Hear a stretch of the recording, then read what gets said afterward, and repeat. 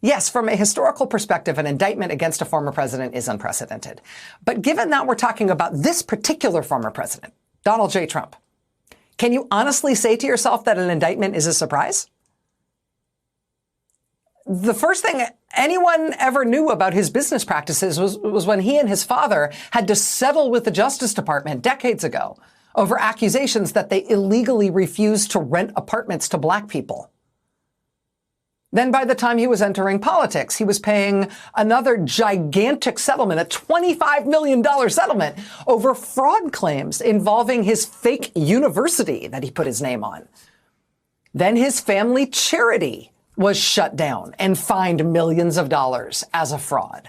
Then his national security advisor pled guilty to lying to the FBI twice.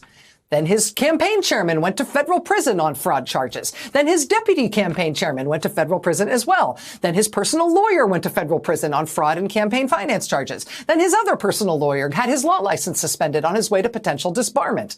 And his longest serving political advisor was convicted on multiple felony counts and sentenced to federal prison for, among other things, witness intimidation. And his White House senior advisor was arrested on the yacht of a Chinese billionaire, picked up on fraud charges. And it turns out that preceded the Chinese billionaire himself being arrested on fraud charges.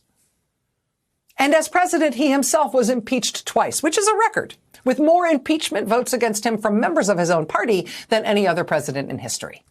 And even since then, his company, which is literally called the Trump Organization, was convicted on multiple felony fraud charges. And his longtime CFO is in Rikers as we speak. And when it comes to playing the odds and wondering what the stakes are for our country if an indictment in fact comes down for this former president, we literally have to disambiguate the question so as to clarify which of the three known jurisdictions in which he's under criminal investigation are likely to go first. So really, is this a surprise? It's not like this is a normal former president. Not just because he's provocative or extreme or speaks in a way that you elect a guy with this kind of a life record.